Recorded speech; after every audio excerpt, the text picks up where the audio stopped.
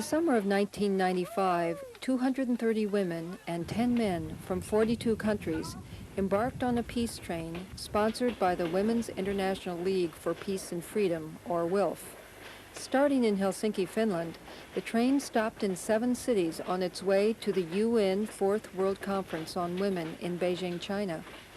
Our goal was to meet with women, to bring all of our messages to the conference, and to emphasize the importance of peace in achieving the other 2 goals of the conference, equality and development.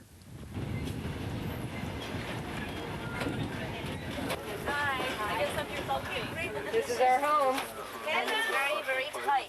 So there we were, 4 to a compartment, 32 to a wagon, 2 toilets per car, no showers, and 2 wonderfully empty wagons to decorate and fill with our activities and workshops. It says all the things that are on the wall, but in Ukrainian and Russian. Peace is justice.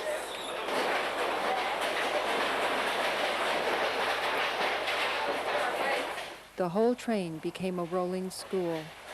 WILF was started with a lot of women from different countries. They come together and they started an organization which was international from the beginning. One of the reasons I'm excited to take part in the peace train is because it, in a sense, duplicates the action that took place at the very founding of the Women's International League for Peace and Freedom.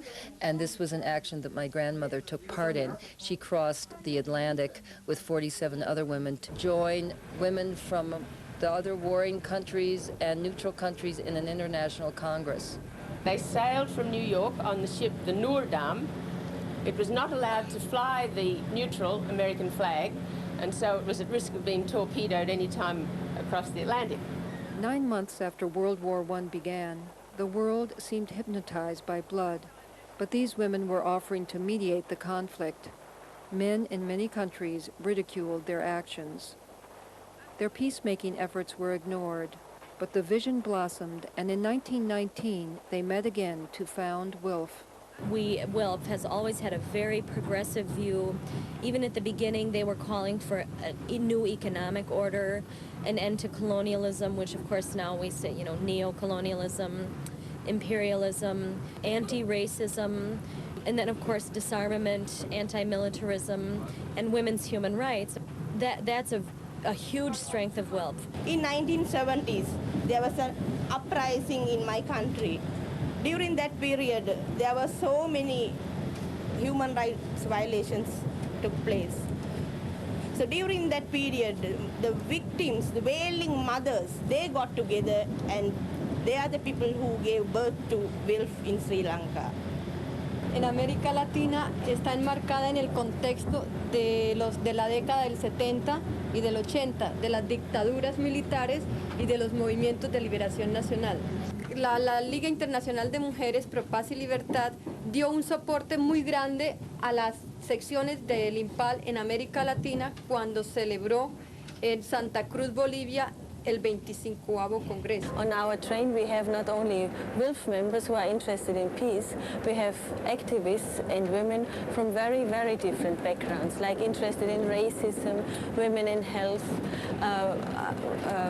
violence against women, youth organizations, environmental organizations, and it's a unique that we can really exercise in discussions that we have a holistic understanding of peace. So it's not the very specific classical peace agenda we have here.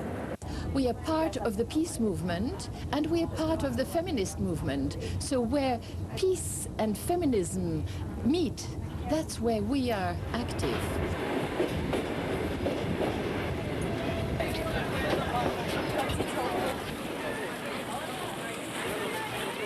In St. Petersburg, we learned about serious problems of employment and unemployment for Russian women. Постоянно из числа официально признанных безработных в Санкт-Петербурге женщины составляют до 70% или 70 с небольшими десятыми. We also took advantage of a floor show at the hotel that night to go backstage and talk with the dancers about job opportunities in Russia's new market economy. Но ухудшилось, потому что мы сейчас работаем на двух работах. Днем работаем на одной работе. Я, например, вот работаю в магазине и вечером здесь работаю, потому что я воспитываю одна ребенка, и мне очень тяжело. Я получаю 7 тысяч за концерт. Что-то на 7 тысяч можно купить. Русская женщина привыкла стоять на своих ногах, и поэтому мы стараемся как бы сами себя поддерживать, пока вот нет каких-то... Пока молодость девочки. Да, естественно. Дальше мы не знаем, что будет. Ну, пока хорошего не очень.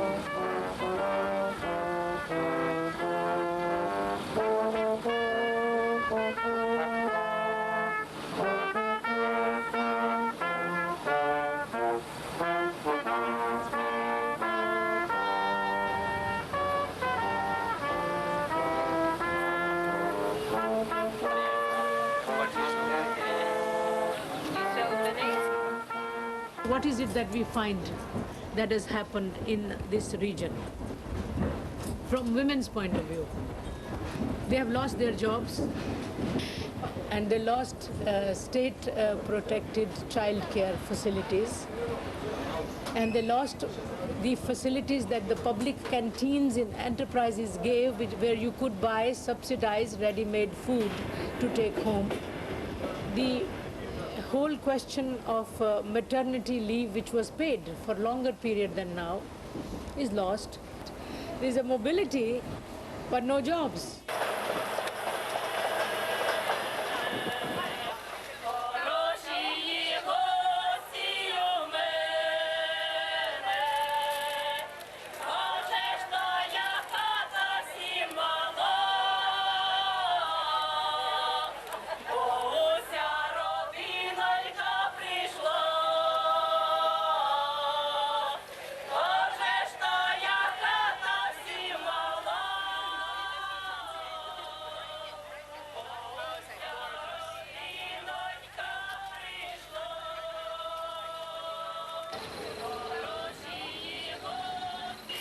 Thank you to the members of parliament and to the distinguished representatives of the government of the Ukraine to come here and to discuss and to listen to us. The women's movement has really the task to accompany the politicians, that they can continue and can stick with the issues and not being co-opted by a political, male-dominated structure which is mainly oriented in power. The Ukrainian people continue to suffer from the Chernobyl nuclear tragedy of 1986. Government ministers told us that every square inch of the country is contaminated. Children are dying by the hundreds from leukemia.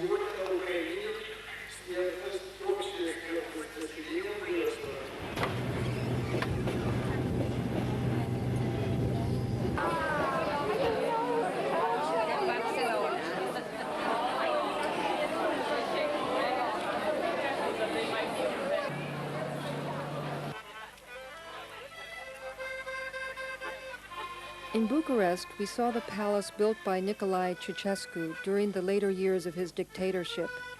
He was overthrown and killed in 1989, but only after he depleted the national treasury building this monument. For 4 years, 20,000 workers and prisoners labored around the clock. There are miles of marble and the largest Persian carpets we had ever seen. Yeah. This is unbelievable. I mean, this is the poorest country in Europe. And look at it, I know. To increase the number of workers for the Romanian state, Ceausescu outlawed abortion. The banning of birth control created severe stress in families. Ceausescu's demographic policy was crazy. Always in our family we had violences because of this. Women didn't want to have sex because this is the time when I cannot. Some men didn't understand. This was a source always of violence, of unhappiness in the families. And this was much more profound for us, damaged our intimate life.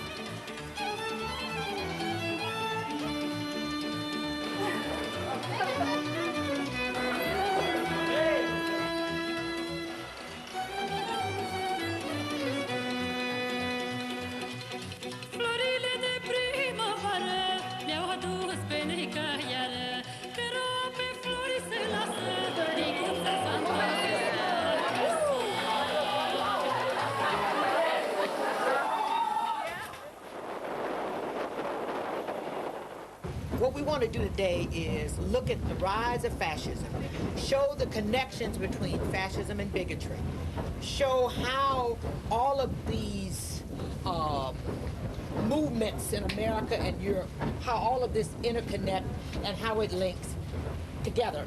Comments which have originally come from the far right and would have shocked people 5 years ago are now becoming legitimate and respectable and creeping into the consciousness of ordinary people. I think we should learn and understand that fascism is not falling from heaven. It grows inside a society, and we have to learn how they are structured, and that we see the thugs on the street who kill, but we have the old fascist leftovers, like in my country, in Germany, from the Second World War, but with the same ideology. You have them in several countries, and they are very hidden, they are very rich, and they are networking and organizing.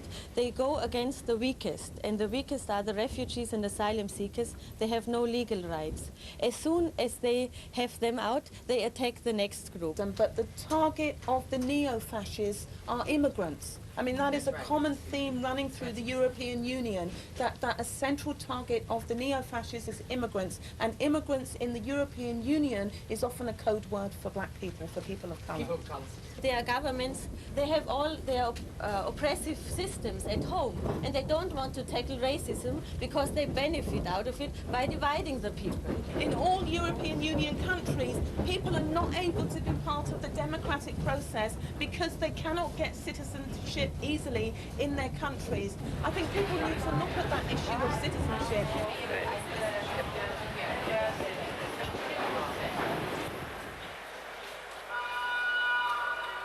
Sister, no glass, please. Okay, thank you.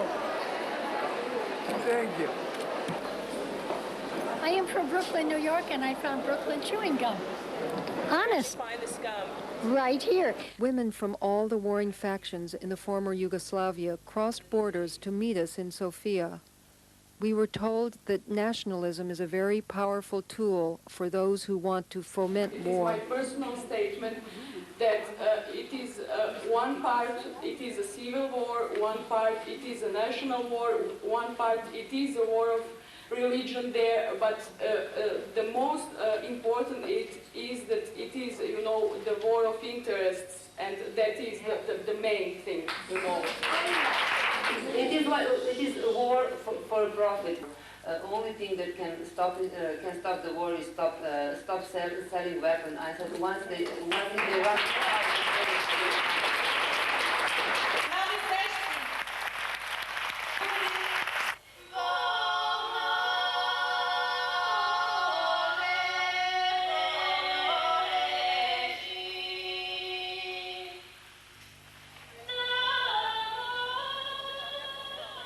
In Istanbul, the only city we visited that wasn't part of a former Soviet bloc country, the feminist movement is far more organized, but faces challenges from state secular power and Islamic fundamentalism. I think we are in a position where we face the risk of being stuck between a very sectarian secularist tendency in Turkey, which is very strong. Sectarian in that it's quite repressive. And we face the risk of being stuck between that sort of secularism and political Islam. And I think that as feminists, this is what we should really try to do, to overcome this dichotomy, or to overcome this sort of dilemma. So I think it was important for people to be in Istanbul and to see one country where the population is Muslim. Is feminism possible under Islam? Feminism is possible under Islam as far as it is possible under other religions. I don't think Islam is worse than other religions. All the religions are bad for women, but women have the right to have faith. Yeah, the theme of the Beijing conference is look at the world through women's eyes, but I think it's important to realise that most women even can't do that because of the way that we're brought up in society. And the vast majority of religions or of secular theories look at the world through men's eyes. I think that a lot of the time there isn't even language to express what women feel. This is the orientation to the full moon ritual while we are waiting to finish customs.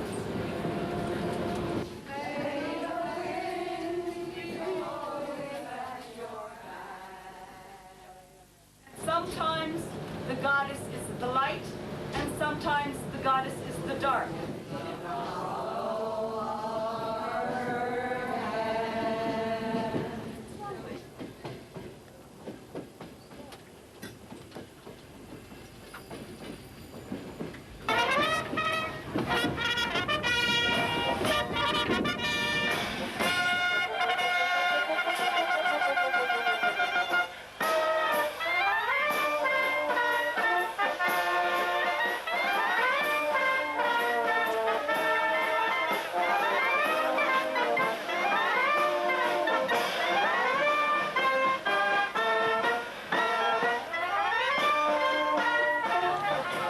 While traveling through Eastern Europe, we stayed at hotels during our stops. Now, leaving Odessa, we faced 4 days and nights on the train without escape. Would peace prevail in such close quarters?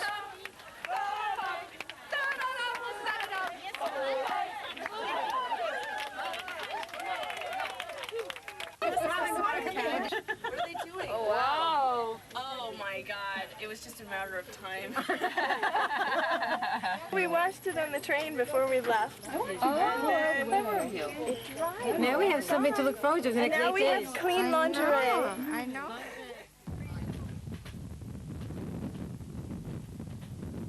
How does being here compare to being in prison? Oh, this is just like being in prison. I love it when in the middle of the night someone slams my door open and somebody in uniform says, "Passport!" And I'm like, I feel like now I know what I put the inmates through when I do the same thing in the middle of the night. So it has really opened my eyes. I will definitely think about that when I'm back at work. Wow. Is this like preparation for the party? Is that why you're braiding her hair? Yeah. So, and we're giving her a gift.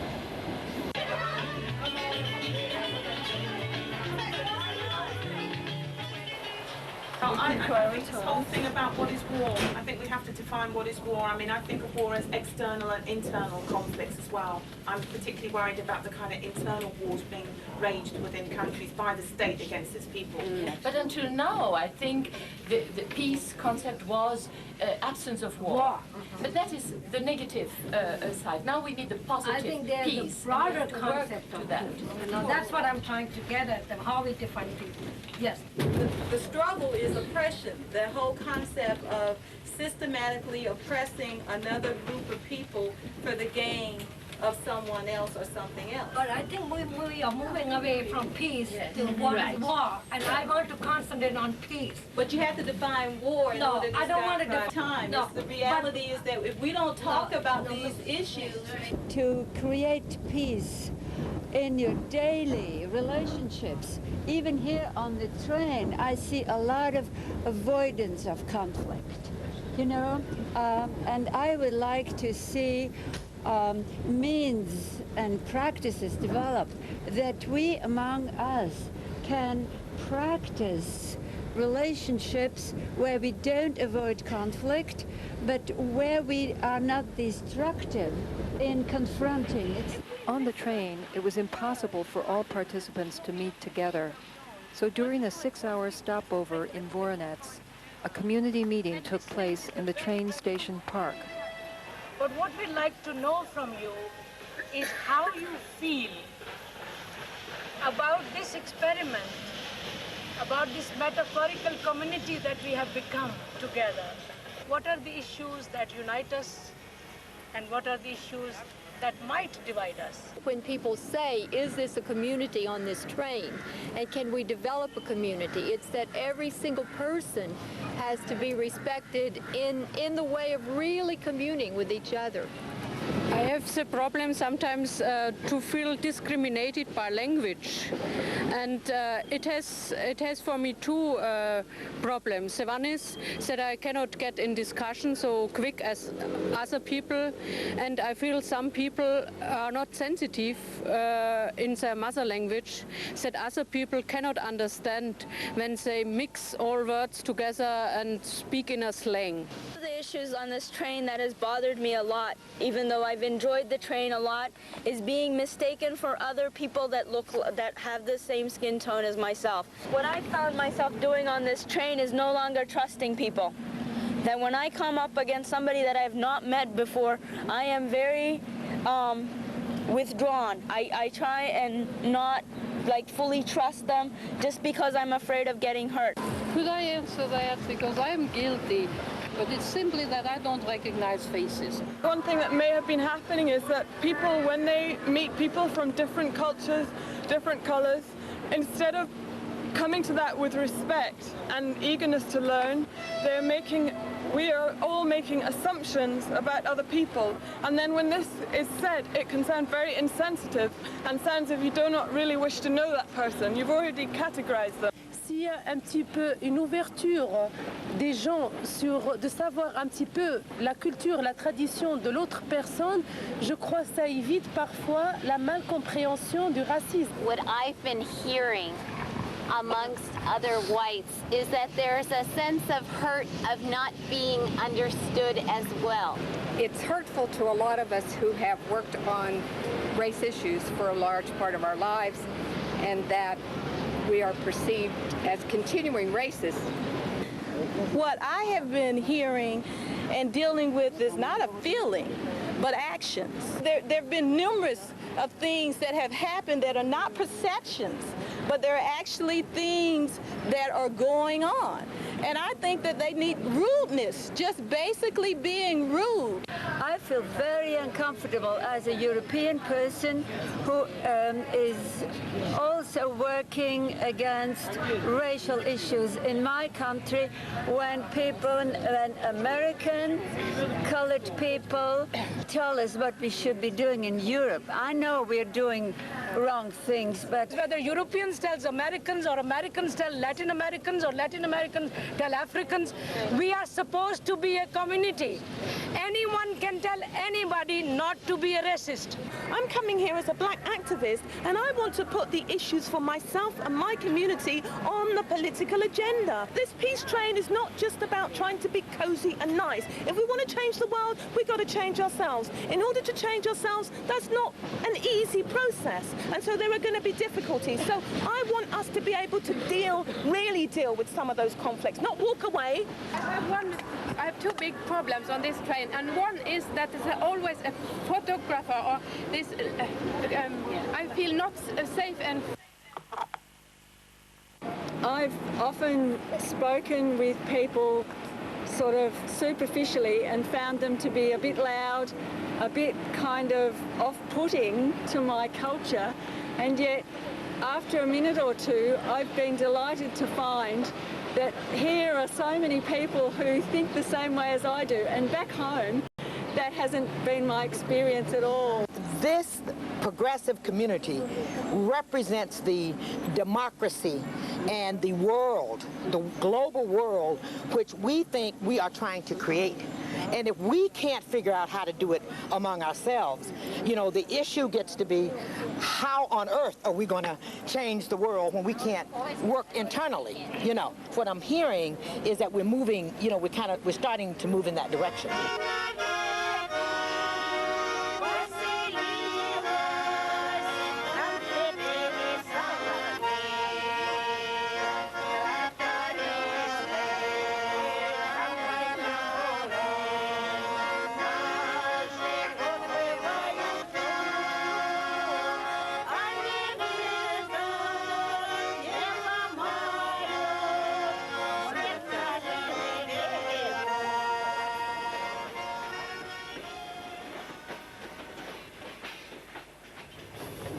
Yeah, we just had our Are We a Peace Train community conversation, and now neither of us wants to get out of bed and go talk to anybody. I told you it wasn't a peace train. And you're starting to drink vodka early in the morning?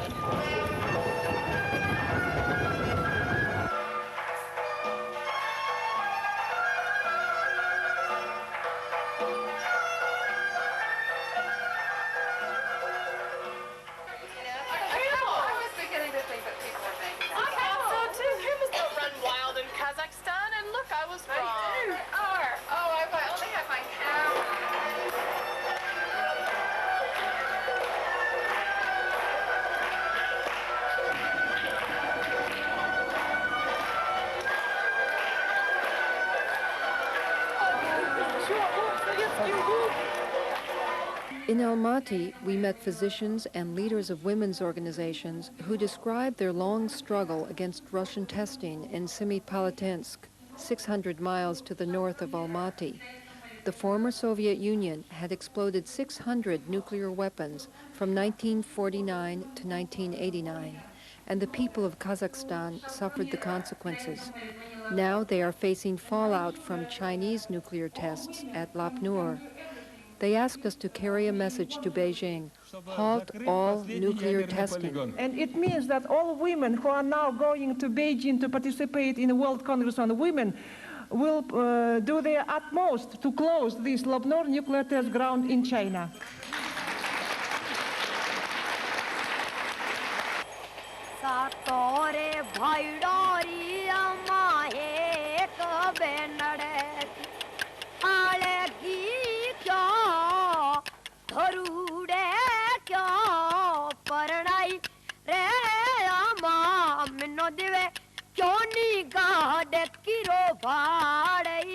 If I'm trying to relate a concept like feminism, I can't find a word in any of the other languages I speak which has a concept like feminism. We keep hunting for words, for feminism, for empowerment, for race, for class. Even if we're white, the race question is important. Even if we're upper class, the class question is important, because our goal cannot just be to empower ourselves. We want to empower women all over the world. And any feminist perspective, which isn't about a race, class, and gender perspective, has no importance.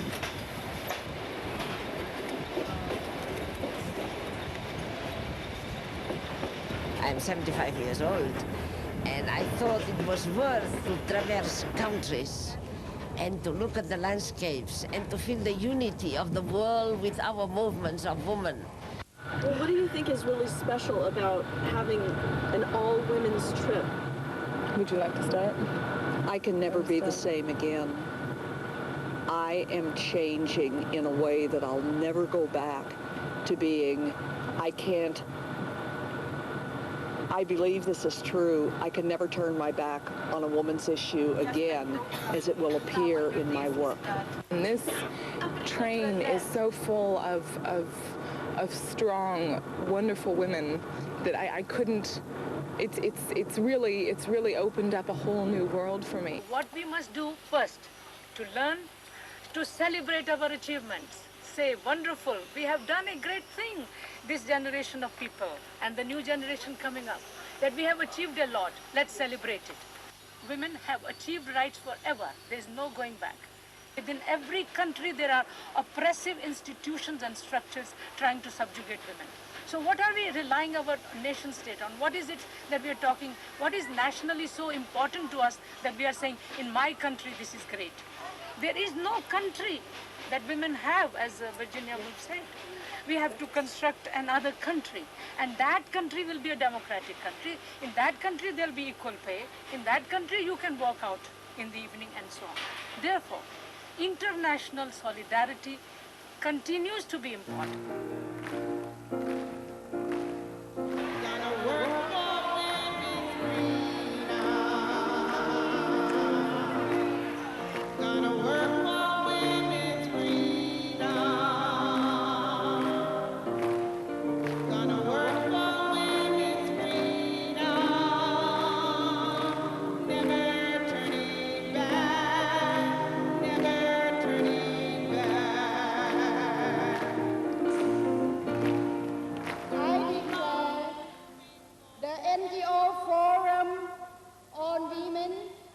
Beijing, 1995. Open! Half the word, half the power. Half the word, half the power. We want equal power. We want equal power. So finally the peace train arrived at the largest international women's gathering in history.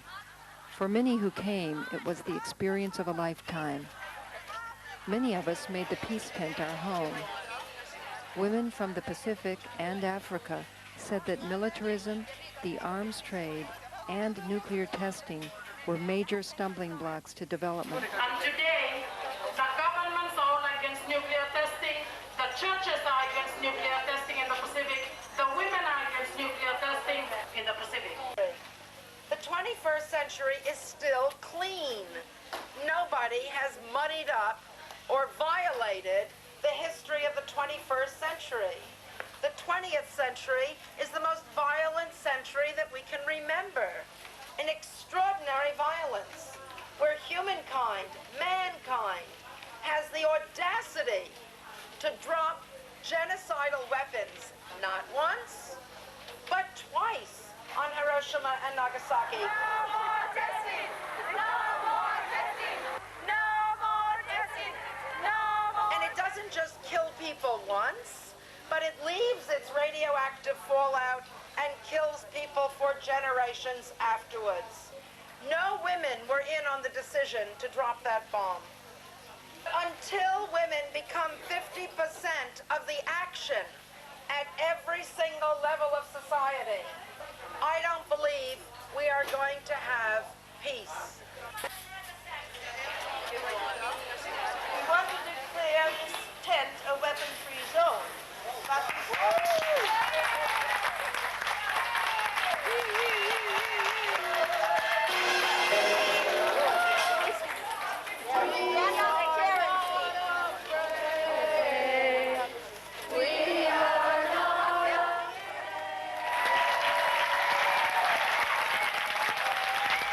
One of the women yesterday in the Asian Human Rights Tribunal used the expression that she had unresolved historical grief.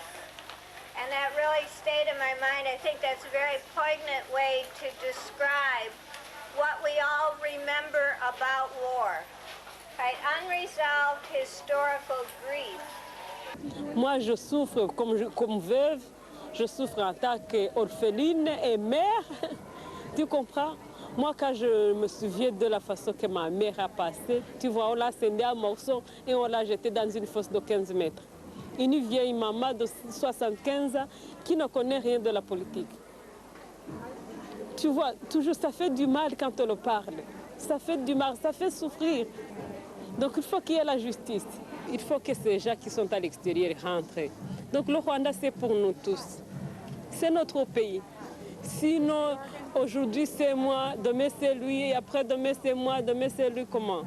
Donc il faut que cette histoire finisse. How do you think all of these so-called ethnic conflicts are happening around the world?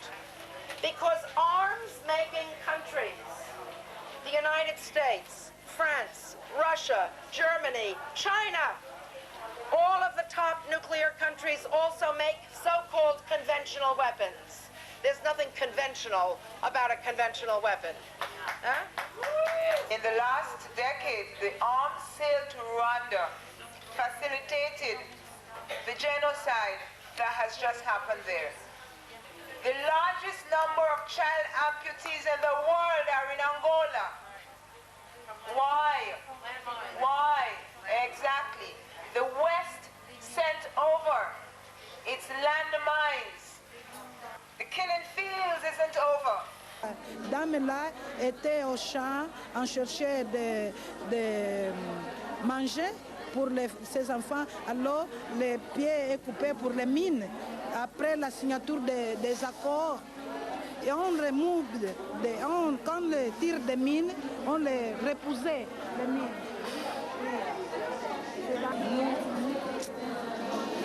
Está mesmo bom. Não sei como vou falar. Não sabe como vai falar.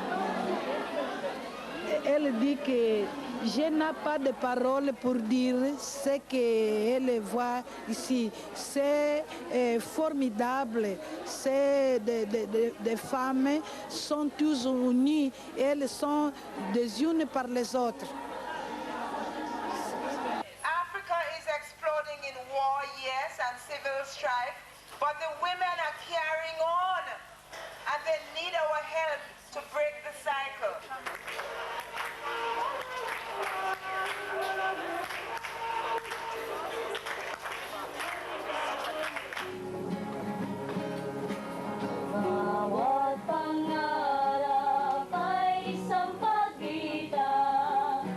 No.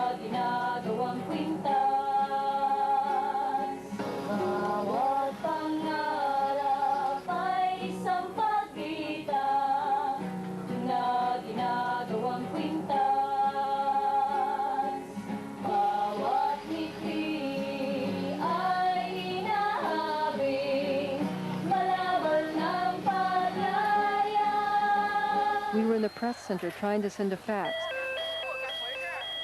when the space was taken over by demonstrators. Okay, thanks. Sorry. Yes, yes, yes. Equality of rights. No, no, no. Alcune Sante Cristo. You must be killed because you have love. You must be killed. She must be killed because she has love. The punishment for adultery in the Islamic Republic of Iran is stoning to death. And this stoning to death is going on in various Islamic countries which implement the Sharia law.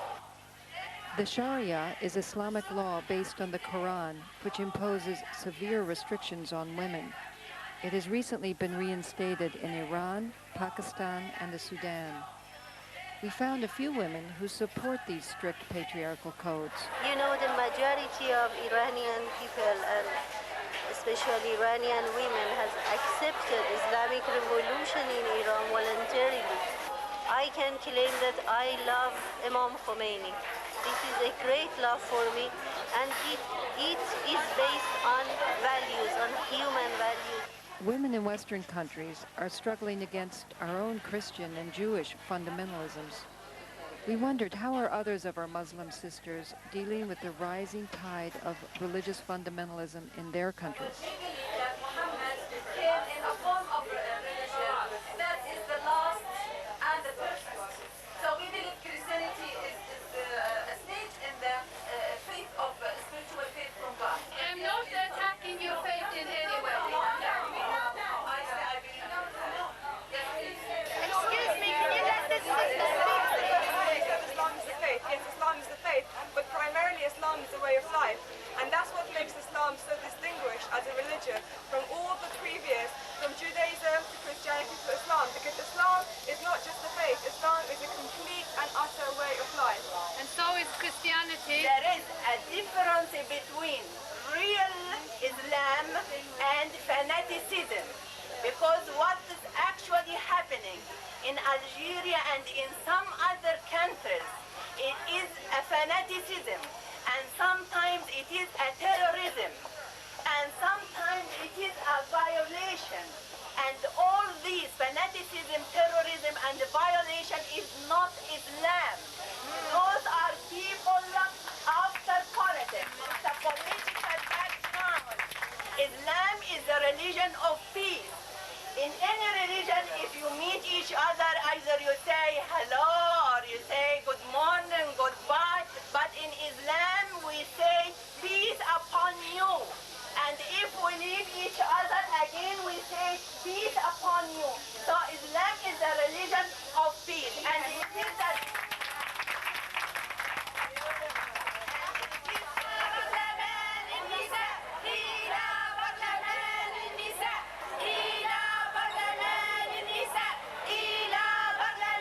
Aujourd'hui, nous organisons un parlement des femmes sous loi islamique et l'intérêt de ce parlement, c'est que pour la première fois, des femmes d'un pays musulman s'organisent pour faire un parlement où elles vont discuter d'un projet de loi où elles mettent ce dont elles rêvent, c'est-à-dire un code de la famille égalitaire.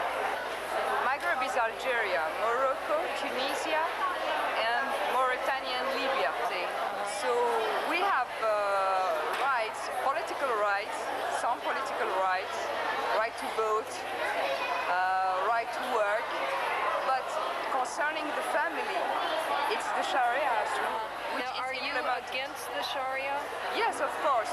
We don't want to be ruled by, dogmatic rules of the Sharia.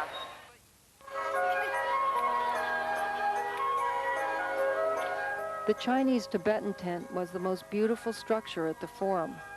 Cultural workers at this tent presented Tibet as an indigenous zone of China.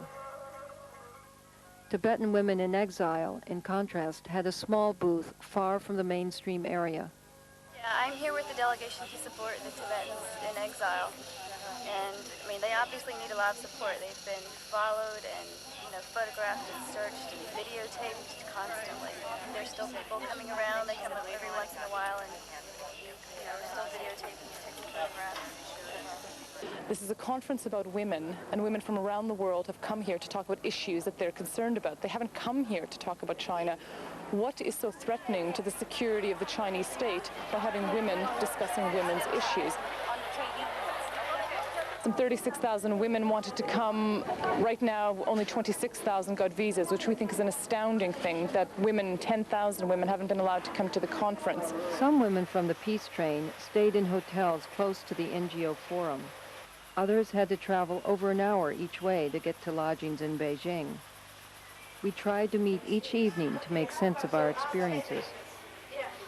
You know, there's a very few women from some countries that really need to be represented here, and there's 8,000 women from the U.S. I just really question whether this is, I mean, I'm having a wonderful time, but I question whether this is a good use of the resources.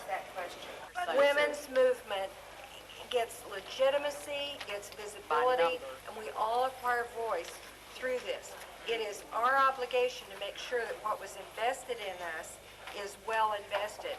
I mean, and I think that is very important that the people in the U.S. are beginning to become much more aware of the world, because the U.S. feels that, and the people in the U.S. for the most part think they're the center of the world.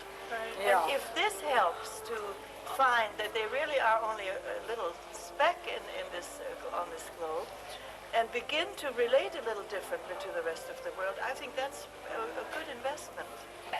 We must go home and deal with our own country. We were so inspired on the train that we decided to go home and organize peace trains all up and down the United States. What do we want? Food rights! When do we want it? Now! What do we want? And we really have entered a new political economic era. An era which is on the one hand called the era of free trade, but on the ground everywhere people are struggling against a new totalitarianism that this free trade is about. The totalitarianism that goes with a new kind of rule, a rule by global corporations. That's the setting, that's the social, political, economic setting in which we as people, we as women, are living today. And we have to create new protectionisms for ourselves on our terms. Lands that were originally meant for food, that lands that were kept aside for food production today are being turned over into cash crop production because it has all to be exported out of the country. Today, on the lands where millions of women toil and live by, which was their motherland, that is being taken away from them.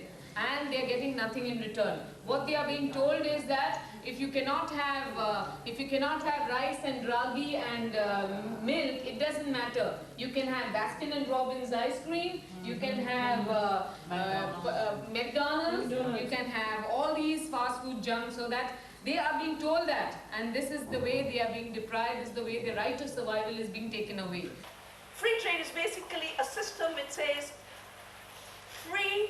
absolute freedom for commercial entities, particularly the transnational corporations, to make money at any cost with no regulation and no limits.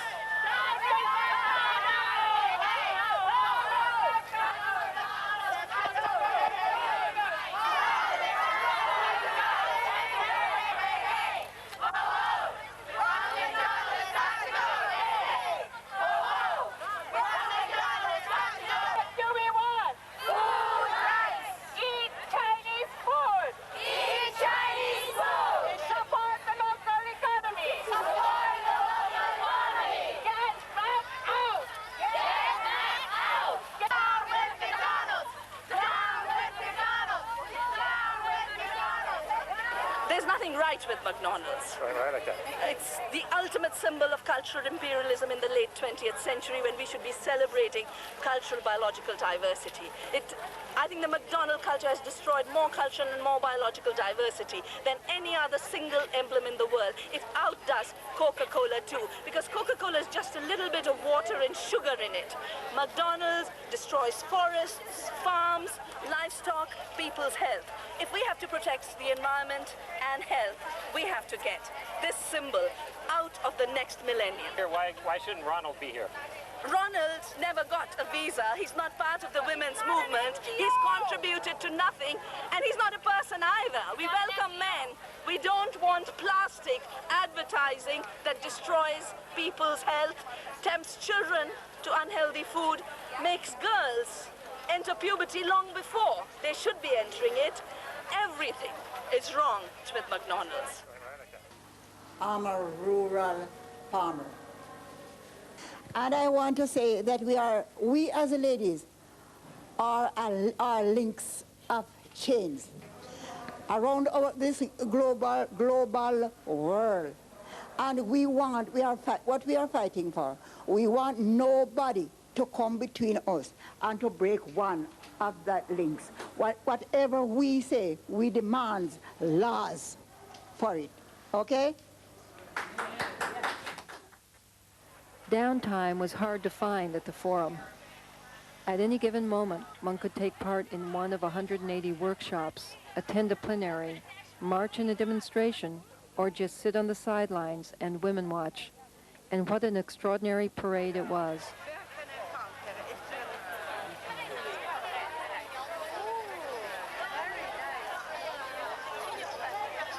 Going to this trafficking in women workshop, what are you doing?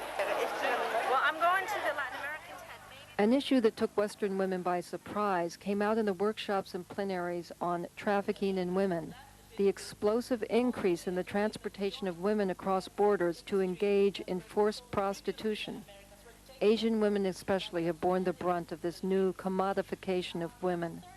The two main contributing factors to the international trafficking of Thai women is firstly the American base in Thailand during the Vietnam War until the year 1975.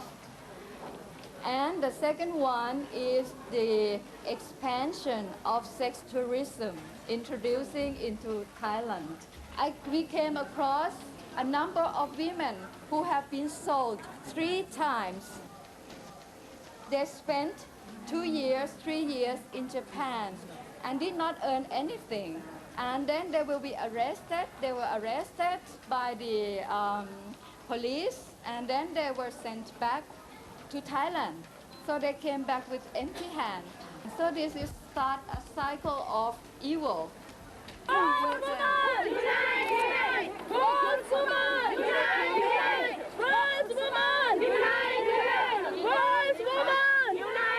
As we see trafficking today in its present magnitude, we cannot help but conclude that this is a human rights crisis that has never before been evident in the earlier centuries. Why is there no response? Why is it that if the problem is so overwhelming, there doesn't seem to be any movement? There is practically no effective international coordination. Countries fear opening their doors or helping trafficked women for fear that they would be inundated by illegal migrants. There is a need for a consciousness, and a consciousness that looks at this problem as a problem of the violation of women's human rights. It is possible to revision this world. It is possible to change the world in the way women feel that is acceptable, that is humane, and that is respectful of the humanity of women and the dignity of all women and human beings. Thank you.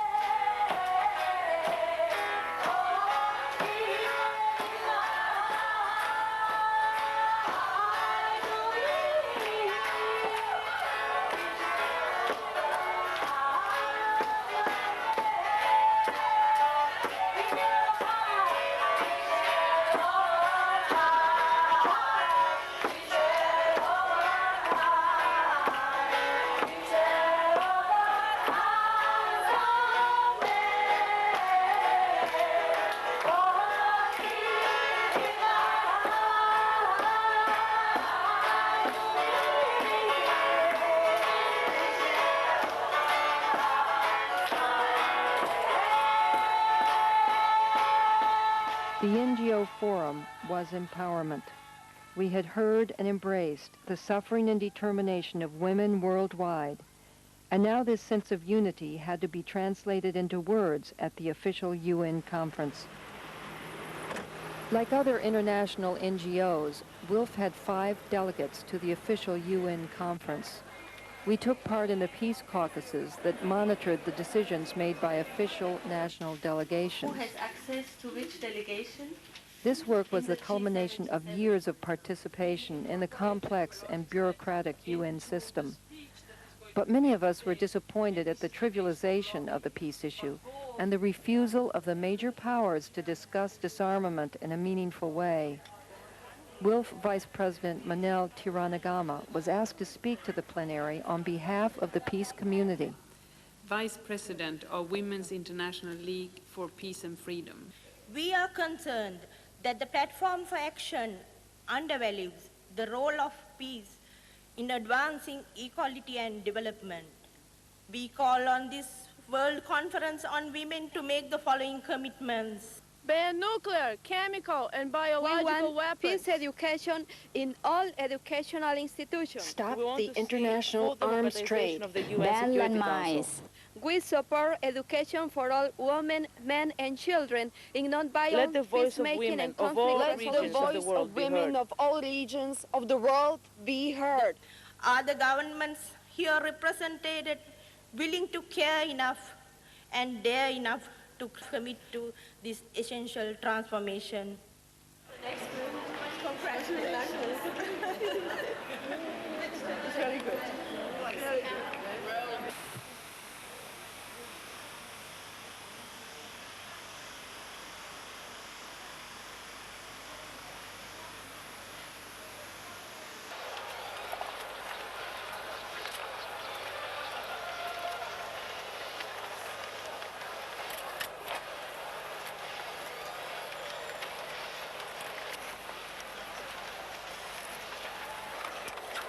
There is hope. No matter how subjugated we feel, no matter how hopeless we feel, and especially in my region, when we remember Rwanda and remember Somalia, Liberia, Sudan, and all the other places where slaughter goes on all the time, we speak against arms trade.